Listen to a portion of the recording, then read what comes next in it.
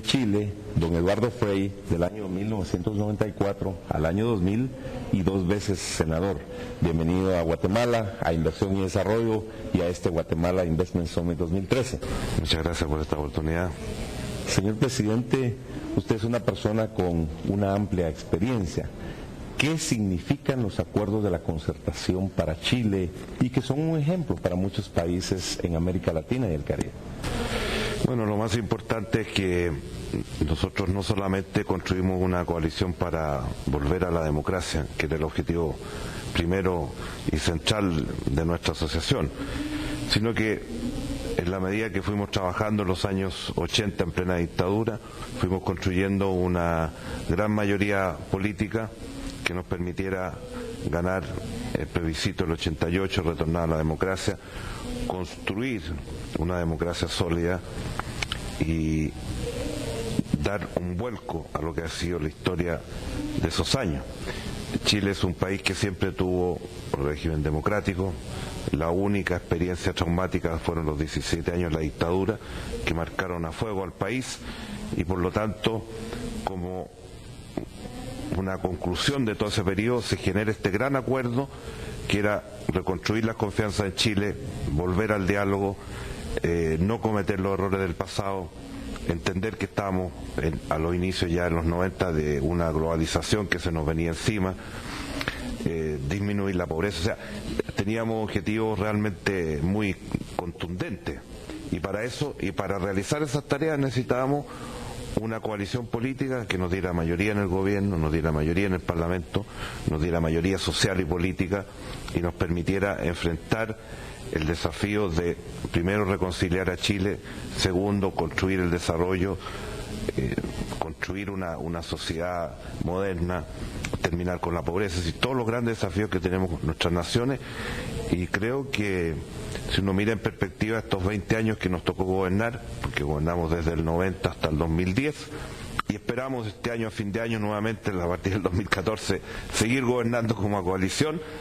Se produjo un interregno de 4 años en que ha gobernado los partidos de derecha en Chile, y poder seguir con las tareas que tenemos hoy día. No son las del 80, no son las del 90, ni siquiera las del 2000, porque el mundo cambia muy rápidamente y los desafíos son totalmente distintos. Así que, pero para cualquiera de esas grandes alternativas y decisiones que tenemos que tomar hoy día, si no hay coalición política que le dé gobernabilidad al país, no hay alternativa. Y el ejemplo de América Latina es en muchos casos muy negativo, porque vemos que se han destruido los partidos políticos, que los parlamentos no funcionan, que los poderes judiciales dependen del Ejecutivo. Los países hoy día están casi más proteccionistas que antes, muchos de los países. Hay una excepción hoy día con la Alianza del Pacífico, pero realmente para todas esas tareas la gobernabilidad es central. Muchas veces uno habla de gobernabilidad y toda la gente cree que son palabras muy rebuscadas, pero es tan simple como tener poder del Estado, tener un poder ejecutivo, tener un poder legislativo, un poder judicial, tener prensa libre, tener instituciones que funcionan, tener una participación del sector privado, tener sociedad civil organizada, en fin. Todas esas grandes tareas que demanda el mundo hoy día se construyen a partir de una mayoría política que gobierna. Porque, a ver, ¿cómo le explico? Siempre dicen que Chile, que es un modelo, que no, Chile es una experiencia que hemos construido los chilenos en base a los sufrimientos del pasado. Pero muy importante, presidente, usted ha hablado de voluntad política, ha hablado de acuerdos, de diálogo, de proceso, de visión de futuro, pero fueron los chilenos los que lo construyeron sin la intervención de extranjeros. Ahora, ¿cómo ha sido ese proceso de desarrollo? Porque en su mandato Chile estuvo creciendo a un 7.8% sostenido, donde hubo un combate a la pobreza, un desarrollo rural, y vemos que no importa si los gobiernos políticamente son de derecha, de centro izquierda, el país tiene un rumbo en ese sentido hacia la senda del desarrollo. Claro, el punto central es que nosotros tuvimos la mayoría popular y los chilenos nos dieron los votos a nuestra coalición para mantenernos 20 años en el poder.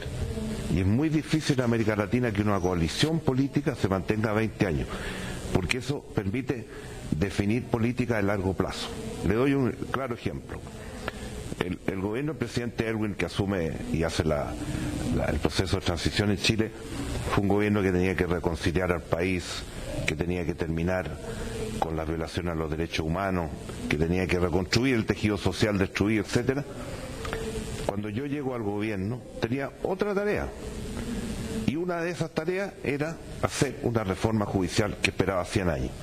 Pero esa reforma judicial, desde que empezamos a diseñarla con los académicos, con las universidades, con los partidos políticos, la sociedad civil, después llegaron los proyectos al Parlamento, los aprobamos y después la empezamos a aplicar en el país en forma gradual. No la desarrollamos en todo Chile, 4 años.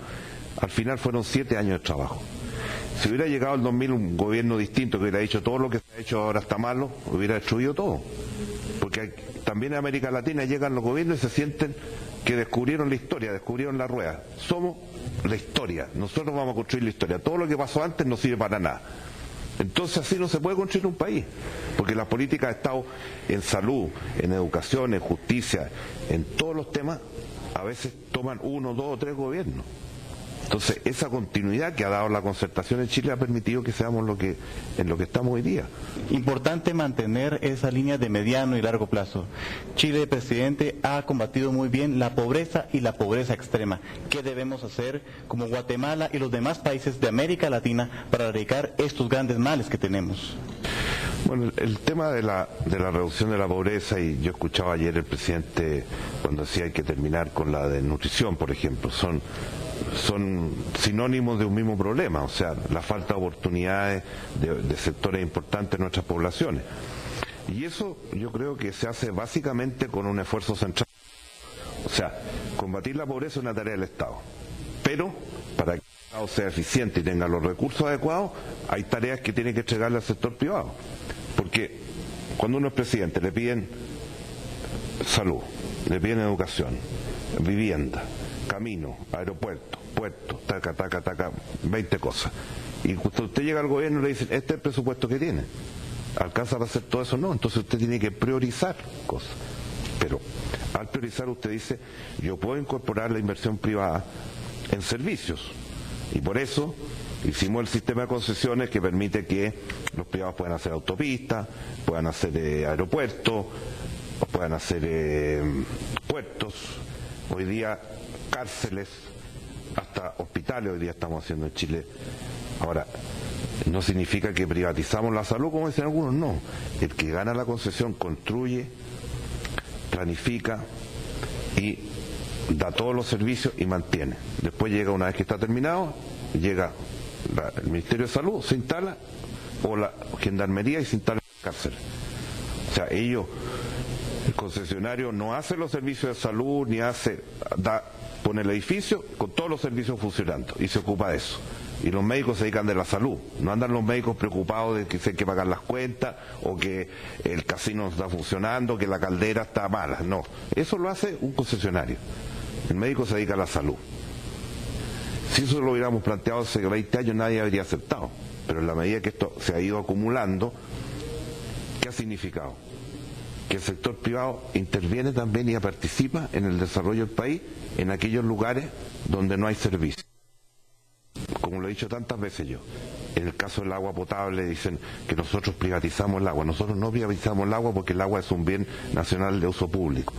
Lo que nosotros le dijimos, usted señor se encarga del servicio y usted me tiene que dar agua potable. No puede ser esta señora del sector rural que va a esperar 30 años para tener agua potable. No puede esperar 30 años, tiene que hacerlo ahora.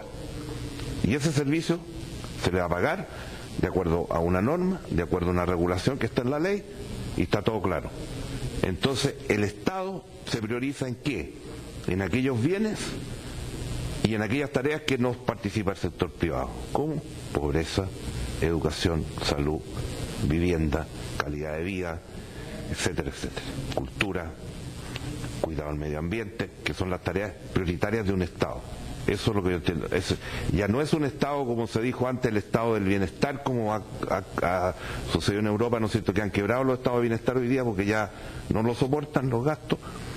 Un Estado básicamente regulador, orientador y que toma decisiones, de acuerdo a las normas jurídicas del país, con instituciones que funcionan. Y ese es el trabajo en equipo que tenemos que hacer, gobierno y sector privado, y por supuesto, todas las entes de la sociedad. Vamos a un corte y luego continuamos con inversión y desarrollo.